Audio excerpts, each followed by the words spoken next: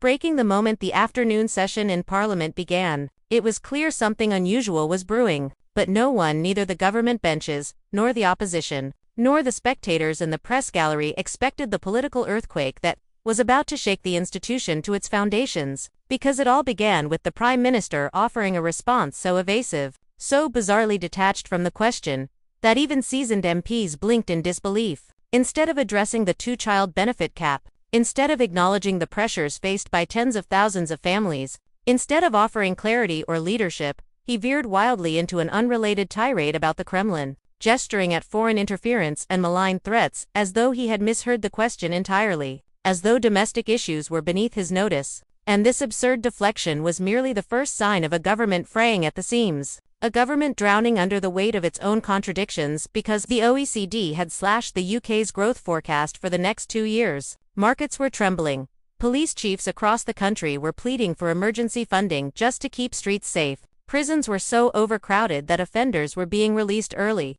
triggering public alarm. And yet, astonishingly, the Prime Minister had somehow conjured £30 billion to spend elsewhere, further inflaming critics who saw chaos in every corner of the government's operations. Meanwhile, internal cabinet warfare simmered just beneath the surface as rival factions sharpened their knives. The immigration system was cracking under unprecedented strain, and the public's faith in leadership was evaporating at record speed. But this chaos paled in comparison to what happened next, because only 2 weeks earlier the Prime Minister had proudly boasted of securing a historic new trade agreement with the United States, a deal he claimed would guarantee 0% tariffs on steel. A supposed economic triumph he paraded across every news program he could find. His smile stretched wide, his ministers clapping behind him like a chorus of badly rehearsed cheerleaders, yet within days the entire narrative collapsed when Washington abruptly shifted position and declared that British steel would face 25% tariffs unless the UK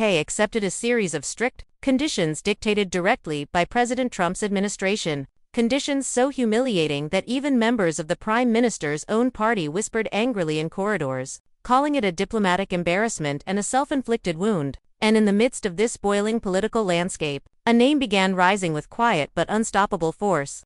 Keir Badenoch, a Conservative MP who, until recently, remained relatively unknown to the wider public but had gained a reputation within Westminster for her extraordinary discipline, forensic preparation, and unnerving calmness under pressure. She was not loud, nor theatrical, nor prone to media-friendly but those who watched her closely sensed she possessed something rare, kind of unstoppable clarity that could cut straight through political nonsense like a scalpel. And as Labour tightened its messaging ahead of the next election, projecting confidence, unity, and inevitability, Starmer appeared steady, composed, and unchallenged, supported by favourable polling and a party machinery humming like a well-oiled campaign engine. Until the day a confidential Labour strategy memo leaked, an internal document that exposed the party's hidden immigration targets, secret quotas, demographic manipulation models, and carefully engineered communication strategies designed to conceal the harsher realities of their plans behind soft, polished slogans meant for public consumption.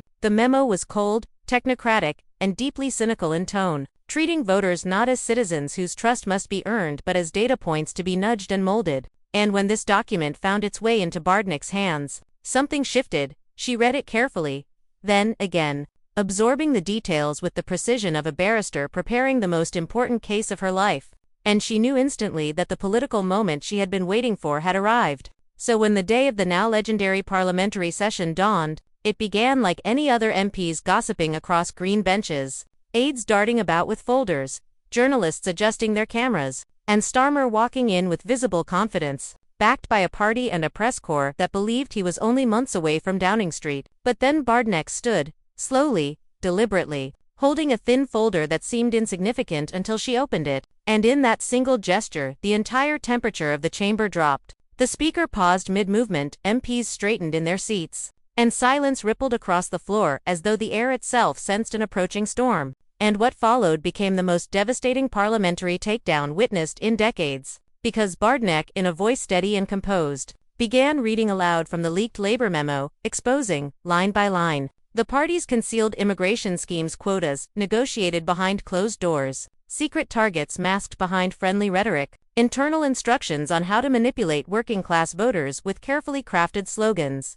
and even references to foreign partners with whom undisclosed arrangements had quietly been drafted. Badenoch neither raised her voice nor indulged in drama, yet every word hit like a hammer, and as she continued, Labour MPs' expressions shifted from confusion to horror, some staring at their shoes, others glancing desperately toward their front bench for guidance. But Starmer, famed for composure, looked utterly stunned, his face drained of color, his jaw tight, his eyes locked on the document, as if willing the words to disappear. And when Badenoch concluded, linking the memo's cold cynicism to her own family's immigration story and accusing Labour of betraying the trust of the very people they claimed to defend, the chamber was swallowed by a silence so complete it seemed unnatural. Starmer attempted a response, stumbling through excuses about context, drafts, and internal brainstorming documents, but his words felt hollow, his authority shattered, and within minutes, social media exploded as clips of Badenoch's speech spread worldwide. Journalists scrambled to rewrite their headlines.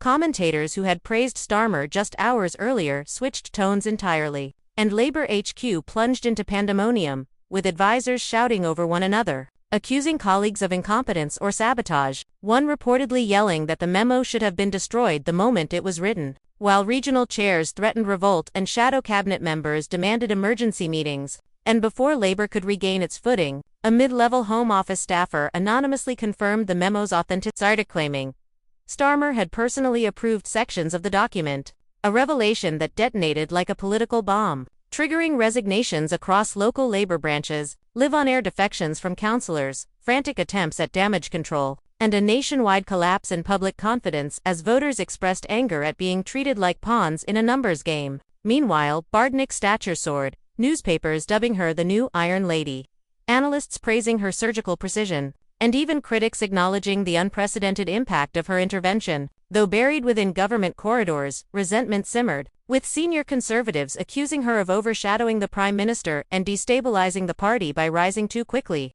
Yet the public did not care because she had spoken plainly, fearlessly, and with an integrity that felt almost revolutionary in modern politics. And she cemented this transformation days later when she introduced a transparency reform bill requiring political parties to release internal strategy documents after each general election, a proposal that froze the chamber in stunned disbelief as Labour refused it outright. Liberal Democrats wavered, and many Conservatives hesitated, but the public embraced it with overwhelming enthusiasm.